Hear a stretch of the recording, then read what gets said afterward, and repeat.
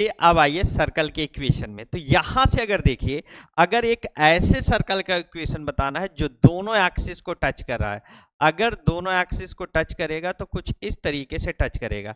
अगर सर्कल दोनों एक्सिस को टच करेगा तो कुछ इस तरीके से टच करेगा। तो यहां से अगर देखें तो सर्कल दोनों एक्सिस को अगर टच करेगा तो कुछ इस तरीके से टच करेगा। ठीक है, अगर सर्कल की रेडियस आर मान लिया बच्चे, कितना मान लिया, आर मान लिया, तो ये बताइए, ये मेरे पास एक्स एक्सिस रहा होगा, अब आप इतना तो समझ रहे होंगे, और ये मेरे पास वाई एक्सिस रहा होगा। तो यहां से अगर देखें तो ये मेरे पास कुछ यहाँ पे भी रेडियस आर होगा, और यहाँ पे भी रेडियस आर होगा, यहाँ पे भी रेडियस आर, और ये भी आर, और ये भी आर, और ये भी आर। ये बात समझ रहे हैं? इसके सेंटर को C1, इसके सेंटर को C2, इसके सेंटर को C3, इसके सेंटर को C4। तो ये बताइए C1 सेंटर यहाँ से इक्वेशन ऑफ सर्कल अगर देखें तो इक्वेशन ऑफ सर्कल कितने मिलेंगे, 4 पॉसिबल हो सकते हैं। कितने पॉसिबल हो सकते हैं, 4।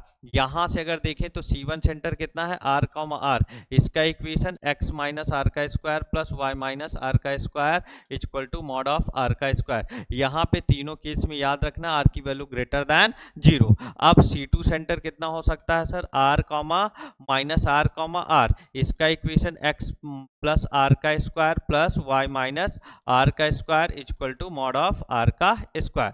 क्लियर है इतनी बात? अब अगर देखें तो C3 सेंटर कितना है, यहाँ से C3 centre minus r, minus r, तो इसका इक्वेशन कितना होगा, x प्लस आर का square plus y plus r का square equal to mod of r का स्क्वायर। क्लियर है? चलिए, अब अगर C4 सेंटर देखेंगे तो r, माइनस आर, तो ये कितना बनेगा, x माइनस आर का square plus y plus r का square equal to mod of r का स्क्वायर। तो ये अगर वीडियो पसंद आए तो वीडियो को लाइक करें और चैनल को सब्सक्राइब करें।